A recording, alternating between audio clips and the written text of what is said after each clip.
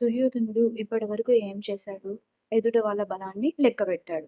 తన భయాన్ని మాటల్లో దాచిపెట్టాడు. కానీ ఇప్పుడు తన వాళ్ళ గురించి మాట్లాడడం మొదలుపెడుతున్నాడు. ఎందుకు? భయం వచ్చినప్పుడు మనం మొదట చేసే పనేంటి?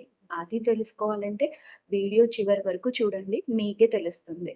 Hello friends! Welcome back to GKL with Satyabhama. So, మునుపటి శ్లోకాల్లో దుర్యోధనుడు పాండవుల బలం చూశాడు కదా! ఒక్కో యోధుడిని లెక్కపెట్టుకుంటూ వచ్చాడు. 3 తరాల శక్తిని గమనించాడు. దీంతో అతని లోపల భయం అనేది పెరిగింది గదా ఇప్పుడు. ఆ భయానికి సహజమైన ప్రతిస్పందన వస్తుంది. అదే మన 7వ శ్లోకం. భగవద్గీత 7వ శ్లోకం.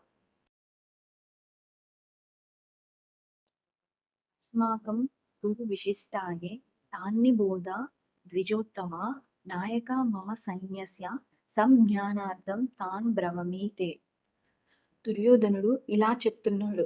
ఓ బ్రాహ్మణోత్తమ, ఇప్పుడు నా సైన్యంలో ఉన్న ప్రత్యేకమైన నాయకుల గురించి మీకు చెప్తాను. అంటే ఇప్పటి వరకు వాళ్ళ బలం గురించి మాట్లాడాడు కదా! ఇప్పుడు తన బలం గురించి చెప్తున్నాడు. ఇది ధైర్యం కాదు.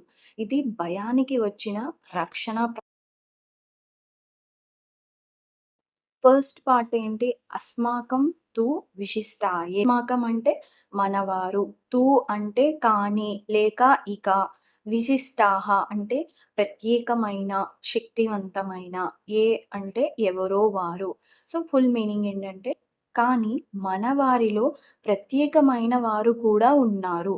సో, ఇది ఇదేంటంటే ఎదుటి వాళ్ళని చూసిన తర్వాత తన వాళ్ళని గుర్తు చేసుకున్నాడు. అంటే ఇది ఒక కంపారిజన్ ఫియర్ అనమాట.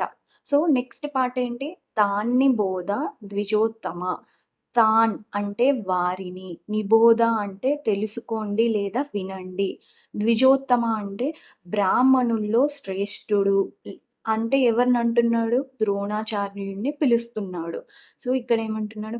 ఓ బ్రాహ్మణోత్తమ, ఇప్పుడు వారిని కూడా వినండి, వారిని కూడా తెలుసుకోండి అని చెప్పి అంటున్నాడు. ఇక్కడ దుర్యోధనుడు ధైర్యంగా చెప్పడం కాదు. గురువు ద్వారా ధైర్యం పొందాలని చూస్తున్నాడు. సో, నెక్స్ట్ పార్ట్ ఏంటి? నాయక మమ సైన్యస్య. నాయక అంటే నాయకులు. మమ అంటే నా. సైన్యస్య అంటే స సేనకు చెందిన అని అర్థం. సో, నా సేనకు నాయకులైన వారు అని అర్థం.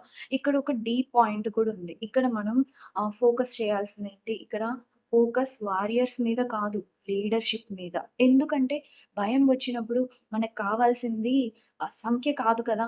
ఒక నాయకత్వం కదా! సో, ఇది దానికి మీనింగ్. ఫోర్త్ పార్ట్ ఏంటి? సంజ్ఞానార్థం తాన్ బ్రవమి తే. సంజ్ఞానార్థం అంటే సమాచారం కోసం లేదా గుర్తించేందుకు. తాన్ అంటే వారిని. బ్రవమి తే అంటే నీకు చెబుతున్నాను. సో, వారిని నీకు స్పష్టంగా చెబుతున్నాను అని అర్థం.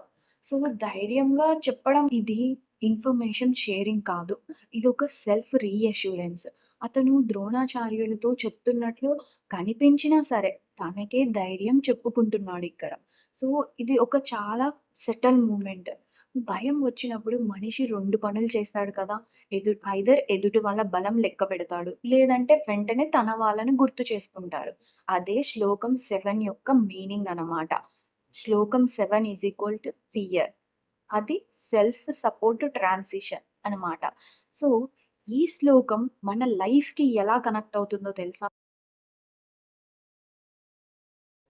ఫర్ ఎగ్జాంపుల్ మనం ఒక పెద్ద ఛాలెంజ్‌ని ఎదుర్కొంటున్నాం. సో, కాంపిటీషన్ అనేది చాలా స్ట్రాంగ్‌గా ఉంది. మొదట మనకేమనిపిస్తుంది? డౌట్‌గా వస్తుంది. కానీ తర్వాత ఏం చేస్తాం? మన టీమ్‌ని గుర్తు చేసుకుంటాం. మన సపోర్టర్స్‌ని గుర్తు చేసుకుంటాం. మన స్ట్రెంగ్త్‌ని గుర్తు చేసుకుంటాం. అప్పుడు మన మనసులో ఒక మాట అనేది మారుతుంది కదా! నేనొక్కడినే కాదు, నా వెంట చాలామంది ఉన్నారు. వాళ్ళకి చాలా స్ట్రెంగ్త్ ఉంది. వాళ్ళ స్కిల్స్ కూడా చాలా ఉంది అని చెప్పి మనకొక థాటొస్తుంది కదా! అదే శ్లోకం 7 యొక్క ఫీలింగ్. దుర్యోధనుడు గూడా ప్రెజెంట్ ఇప్పుడు అదే ఫీలింగ్‌లో ఉన్నాడనమాట. సో, ఈ శ్లోకం మనకేం చెప్తుందో తెలుసా? భయం వచ్చిన తర్వాత మనసు వెతికేది ఫస్ట్ ఆధారం. యుద్ధం మొదలయ్యే ముందు నాయకత్వం అనేది ముఖ్యమవుతుంది. సో, బలం అనేది సంఖ్యల్లో కాదు, దిశ చూపే నాయకుల్లో ఉంటుంది. సో, దుర్యోధనుడు ఇక్కడ భయాన్ని చూపించడం లేదు. తన సైన్యానికి ఆధారం ఎవరో గుర్తు చేస్తున్నాడు. సో, ఫైనల్‌గా ఏంటంటే, భయం వచ్చినప్పుడు మనసు వెతికేది రక్షణ కాదు. నమ్మకంగా ముందుకు నడిపించే నాయకత్వం. సో, ఫైనల్‌గా నాయకుడు నిలబడితే సైన్యం ధైర్యంగా మారుతుంది. సో, ఇది ఈ రోజుటి శ్లోకం. తర్వాత శ్లోకంలో దుర్యోధనుడు ఇప్పుడు నిజమైన పేర్లు చెబుతాడు. తన సేన యొక్క ప్రధాన స్తంభాలను చూపిస్తాడు. ఈ గీతా ప్రయాణంలో నాతో పాటు మీరు ఉండాలనుకుంటే please subscribe to my channel. జై శ్రీకృష్ణ.